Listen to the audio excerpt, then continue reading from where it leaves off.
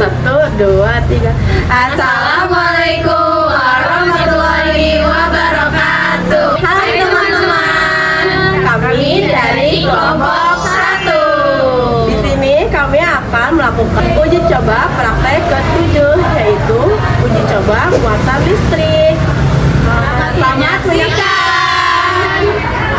Pada praktikum kali ini bertujuan yang pertama yaitu menunjukkan adanya muatan listrik pada suatu benda akibat yang timbul dari sifat muatan. Berikut adalah alat dan bahan yang diperlukan. Yang pertama ada 2 buah bola pingpong, yang kedua ada benang jahit secukupnya, yang ketiga lembaran wol dan nilon, yang keempat plastik, kelima isolasi, keenam sisir plastik, dan yang ketujuh potongan kertas yang kecil-kecil. Selanjutnya kita masuk kepada prosedur percobaan. Yang pertama yaitu menggantungkan sebuah bola pingpong pada bagian pinggir meja dengan menggunakan benang dan isolasi. Gosoklah tas plastik pada baju Anda beberapa kali, kemudian dekatkan pada bola pingpong. Pada hasil pengamatan kami, terjadi gaya tarik-menarik antara tas plastik dengan bola pingpong. Pada percobaan kedua yaitu menggosokkan sisir pada rambut yang kemudian akan didekatkan pada potongan kertas yang sudah disiapkan di atas meja. Hasil yang kami peroleh yaitu potongan kertas tertarik oleh sisir karena gaya listrik terdapat pada sisir. Ketika sisir dibiarkan dalam waktu yang cukup lama, menghasilkan potongan kertas sudah tidak tertarik oleh sisir karena gaya listrik pada sisir sudah habis. Selanjutnya, kita menggosok bola kiri dan kanan bola pingpong dengan kain wol, di mana hasil pengamatan kami tidak terjadi reaksi sama sekali di antara kedua bola pingpong. Selanjutnya, kita melakukan percobaan pada nilon dengan nilon, yang dimana hasil yang kami peroleh yaitu tolak-menolak. Kemudian percobaan selanjutnya yaitu wol dan plastik, di mana hasil yang kami peroleh adalah tarik-menarik. Dan kemudian yang terakhir yaitu nilon dengan plastik, di mana setelah kami menggosokkan pada bola pingpong, hasil yang kami peroleh yaitu tarik-menarik.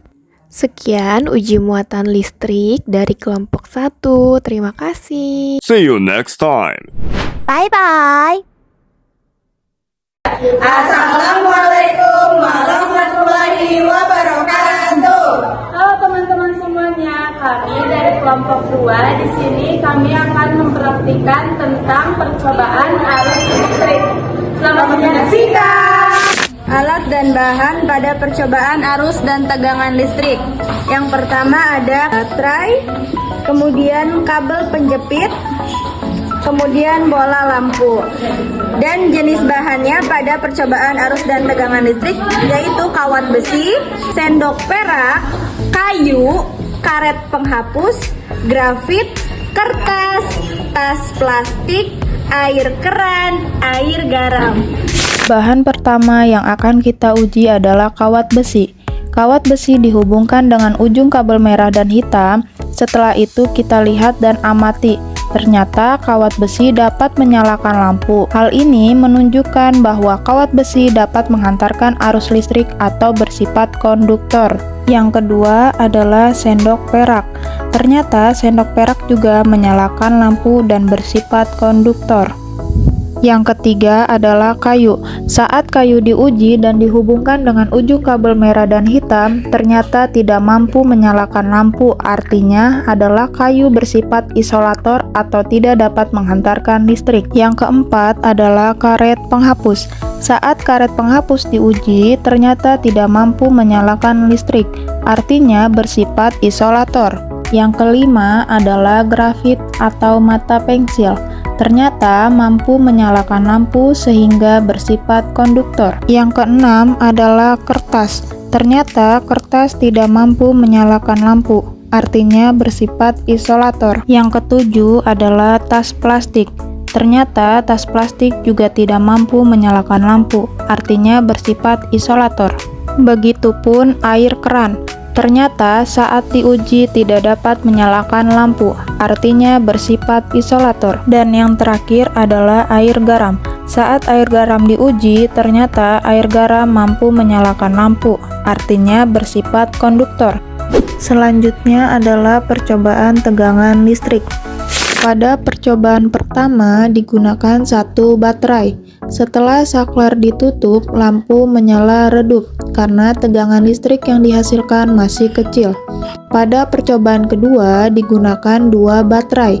Lampu menyala lebih terang karena tegangan listrik bertambah. Selanjutnya pada percobaan ketiga digunakan 3 baterai. Lampu menyala semakin terang karena tegangan listrik yang dihasilkan semakin besar. Kemudian pada percobaan terakhir digunakan 4 baterai. Lampu menyala paling terang karena tegangan listrik yang dihasilkan paling besar. Jadi, dapat disimpulkan dari percobaan arus dan tegangan listrik adalah bahwa benda yang dapat menghantarkan listrik disebut konduktor, sedangkan benda yang tidak dapat menghantarkan listrik disebut isolator. Berdasarkan hasil percobaan, kawat besi, sendok perak, grafit, dan air garam termasuk konduktor, sedangkan kayu, karet penghapus, kertas, tas plastik, dan air keran termasuk isolator.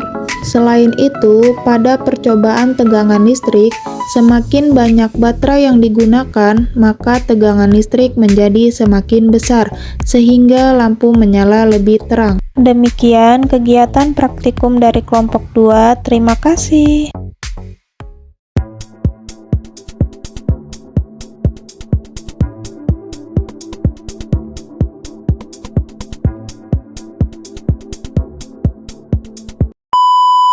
Assalamualaikum warahmatullahi wabarakatuh. Kami dari kelompok 3 akan melakukan praktikum bentuk medan magnet.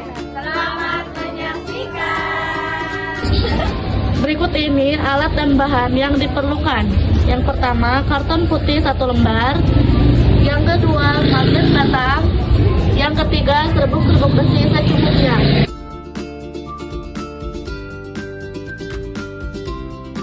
Kata magnet berasal dari magnesia, tempat di mana orang pertama kali menemukan sebuah batu bermuatan yang dikenal sebagai magnet alami.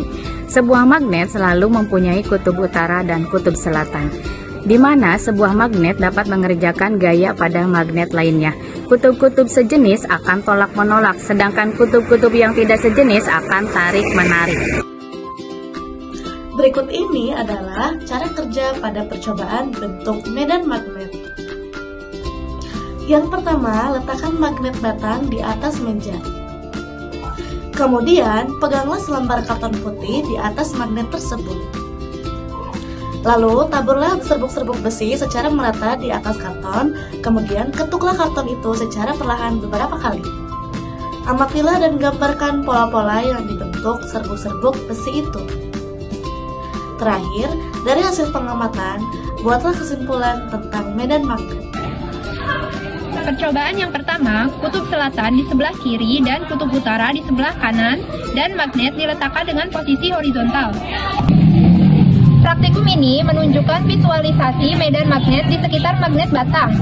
Garis-garis yang melengkung menunjukkan arah medan magnet selalu keluar dari kutub utara magnet dan kutub selatan magnet.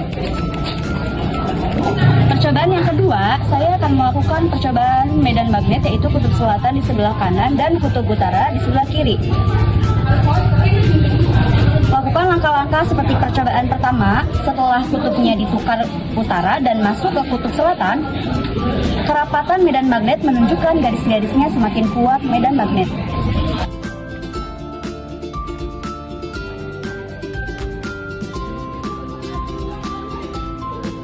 Percobaan ketiga, kutub utara di atas dan kutub selatan di bawah dengan posisi magnet secara vertikal. Ikuti langkah-langkah seperti percobaan kedua. Pada percobaan ketiga, setelah saya posisi magnet ubah secara vertikal, posisinya tetap sama. Garis-garis yang melengkung keluar dari kutub utara dan masuk ke kutub selatan, di mana garis-garis ini tidak pernah berpotongan.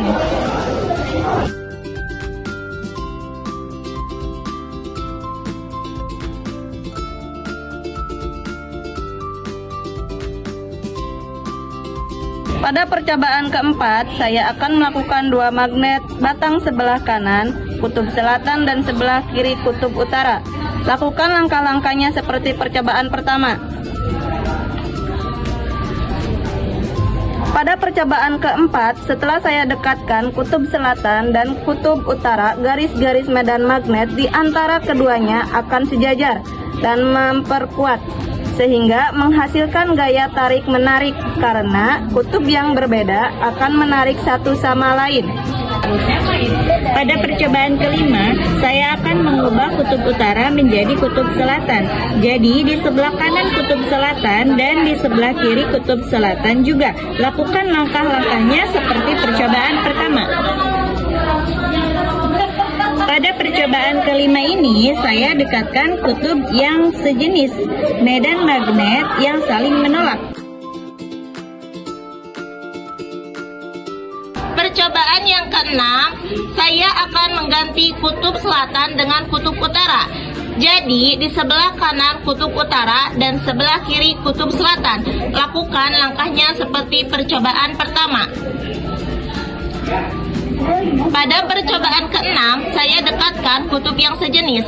Hasilnya seperti percobaan kelima, yaitu terjadi saling tolak-menolak.